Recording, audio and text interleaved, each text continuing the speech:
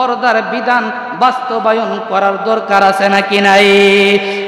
বাবা, আপনি যদি মারা যান, আপনার সন্তান সন্ততি দুনিয়ার মধ্যে রেখে গেলেন, বেপরদায় চলাফেরা করে, তাদের জন্য আপনি কবরে আযাব হবে। ওই সন্তানগুলার জন্য আপনি জাহান্নামে যাবেন, ওই বোনটার জন্য আপনি জাহান্নামে যাবেন, আপনার স্ত্রীটার জন্য, মায়ের জন্য আপনি জাহান্নামে যাবেন।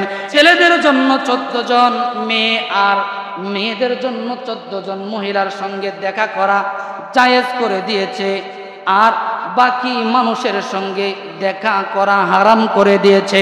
আমার রব্বুল আলামিন সূরাতুন নিসার 23 নম্বর আয়াতের মধ্যে বলেন, হুররিমাত আলাইকুম উম্মাহাতুকুম ওয়া বানাতুকুম ওয়া আখাওয়াতুকুম ওয়া বানাতুল আখি ওয়া বানাতুল উখতি ওয়া উম্মাহাতুকুম। আমার আল্লাহ তাআলা বলেন, ও দুনিয়ার মানুষেরা শুনো,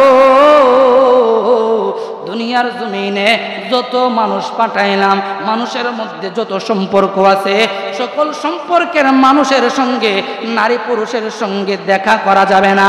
তাহলে কি করতে হবে? পুরুষের জন্য হলো 14 জন মহিলা, তাদের সঙ্গে দেখা করতে পারবেন। এই 14 জন মহিলার মধ্যে মা আছে, বোন আছে, মেয়ে আছে, নিজের স্ত্রী আছে। এই 14 জন মহিলার মধ্যে নানি আছে, দাদি আছে, দুধ বোন আছে। ওই 14 জন মহিলার মধ্যে ফুফু আছে, খালা আছে, বাতিজি আছে, বাগনি আছে। ওই 14 জন মহিলার সঙ্গে আপনি দেখা করতে পারবেন। সৎমা, দুধমা, তাদের সঙ্গে আপনি দেখা করতে পারবেন, কিন্তু তাদের সঙ্গে আপনার বিবাহ বন্ধন করা হারাম।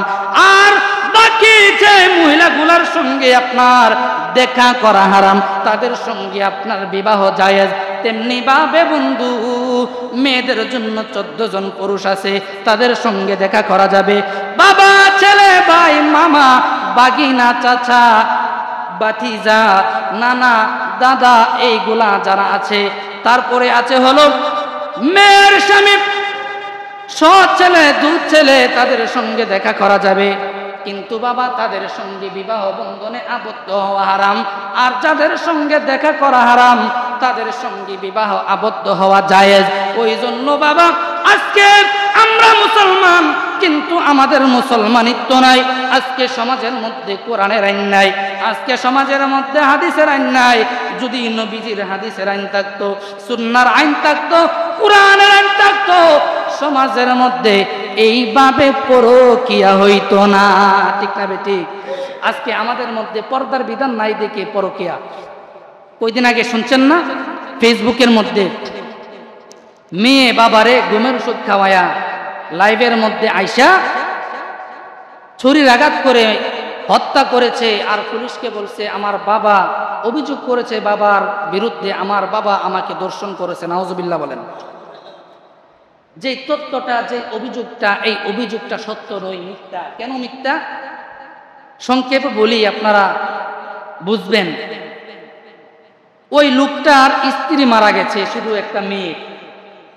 মেয়েটার সুখের কথা চিন্তা করে বাবাটা আর দ্বিতীয় কোনো বিয়ে করে নাই। এই রকম বাবা সমাজের মধ্যে আছে নাকি নাই? ছেলে মেয়ের অশান্তি হবে বিদায় দ্বিতীয় বিয়ে করে না। মেয়েটাকে স্কুলে পড়াইলো, কলেজে পড়াইলো, ভার্সিটিতে পড়ানোর জন্য মেয়েটাকে নিয়ে ঢাকা শহরে চলে আসলো, সাভারে একটা বাসা রাখলো। বাবা মেয়ে 2 জন বাসার মধ্যে থাকে।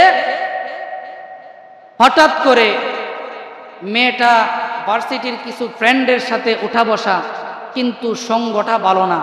মানুষ বলে না সৎসঙ্গে স্বর্গবাস, অসৎসঙ্গে সর্বনাশ। এমন কিছু ছেলে মেয়ের সঙ্গে তার বন্ধুত্ব হলো, ফ্রেন্ডশিপ হলো, তারা সমাজের নিকৃষ্ট মানুষ। ওই বন্ধুদের সাথে তার এমন কিছু মুহূর্ত জড়িয়ে গেছে যেটাকে বলা হয় সহকামিতা, মেয়ে মেয়ে যেটাকে মিলন বলা হয়। নাউজুবিল্লাহ বলেন। তারা এমন একটা পরিস্থিতির মধ্যে চলে গেল, মেয়ে মেয়ের আকর্ষণ এখন দূরের মধ্যে থাকে, একজন আরেকজনের কাছে চায়। এখন কিভাবে কাছে আনবে? বাবারে আয়েশা বুঝ দিল, বাবা আমার পড়াশোনার ভালো হয়, আমার 2টা ফ্রেন্ড আছে, বান্ধবী, তাদেরকে যদি আমার বাসার মধ্যে একটু জায়গা দেয়া যায়। কথা বুঝতে পারছি? বাবা উদার মনে মেয়ের ভালোর জন্য ওই 2টা মেয়েকে জায়গা দিল, একটা রুম। এই রুমটার মধ্যে 3 জন মেয়ে থাকে বান্ধবী নিয়ে, আর বাবাটা আলাদা ড্রয়িং রুমের মধ্যে বাবাটা থাকে একা একা। কিন্তু কিছুদিন যাওয়ার পরে বাবা খেয়াল করে দেখলো যে মেয়েটার চলাফেরার মধ্যে বিরাট আকারের একটা পরিবর্তন চলে আসছে। পরিবর্তনটা কি? তার বন্ধু বান্ধব নিয়ে রাত বিরাতে বাহিরে যায়, বাহির থেকে বাড়িতে আসে। কোনো ভদ্র ঘরের ছেলে মেয়ে রাত বিরাতে যখন তখন ঘরের বাহিরে যেতে পারে? কথা কন না, পারে নাকি? কোনো প্রয়োজন ছাড়া যেতে পারে না, যদিও যায় গার্জিয়ান সাথে নিয়ে যায়। বাবাটা দেখল মেয়েটা নষ্ট হয়ে যাইতেছে, বান্ধবীগুলার সঙ্গে বন্ধু বান্ধবের সঙ্গে রাত বিরাতে চলাফেরা ওঠা বসা। ওই বাবা মেয়েটাকে একটু শাসন করলো।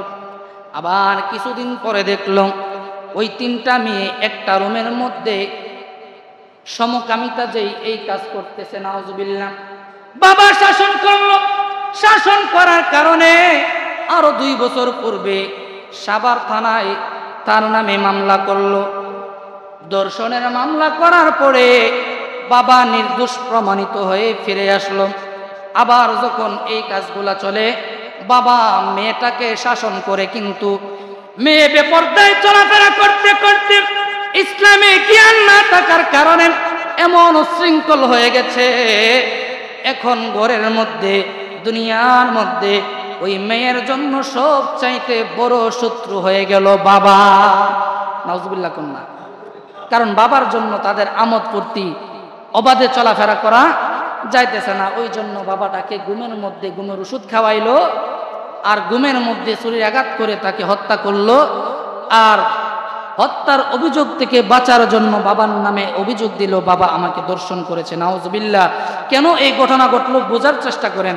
এই মেয়েটাকে যদি বাবাটা ইসলামী শিক্ষায় শিক্ষিত করত, কুরআন হাদিসের জ্ঞান যদি তার ভিতরে ঢুকাইতো, তাহলে আজকে সে এই পাপও করতো না, পাপের প্রতি সে পাও বাড়াইতো না, পর্দার ভিতরে থাকতো, ইসলাম জানতো, মানতো, নামাজ রোজা পড়তো, আল্লাহকে বই করতো, জাহান্নামকে বই করতো, আর মেয়ের হাতে বাবার মরতে হইতো না। ওই জন্য বাবা আকুল আবেদন, আপনাদের পাটা বাড়াই দেন। আমি পায়ে ধরে বলি বাবা, আপনাদের সন্তানগুলারে সবার আগে যে শিক্ষা দিবেন, ওই শিক্ষাটা দিবেন ইসলামী শিক্ষা, ওই শিক্ষাটা দিবেন কোরআনের শিক্ষা, ওই শিক্ষাটা দিবেন সুন্নাহর শিক্ষা। ওই শিক্ষা যদি আপনি দিতে পারেন, আপনার সন্তানটা নেক সন্তান হবে। আপনি মরে যাওয়ার পরেও আপনার কবরের পাশে দাঁড়ায় কাঁদবে, রব্বির হামহুমা কামা রব্বায়ানি সগীরা। আপনি দুনিয়াতে থাকাকালীন, দুনিয়া থেকে চলে যাওয়ার পরেও বেপরদায় চলাফেরা করবে না। ওই সন্তানের জন্য আপনার কবরে আযাব হবে না, বরং এই সন্তানের জন্য আপনার কবরে আযাব থাকলে আল্লাহ বন্ধ করে দেবেন। আমরা আমাদের সন্তানগুলারে কোরআনী শিক্ষা দেব, হাদিসের শিক্ষা দেব, ইসলামে জ্ঞানে জ্ঞানিত করব। সকলে রাজি আছি তো ইনশাআল্লাহ? আল্লাহ তাআলা আমাদের সকলকে কবুল করুক, সকল বলুন আমিন। আমাদের সন্তানগুলারে নেককার সন্তান হিসেবে কবুল করুক, সকল বলুন আমিন।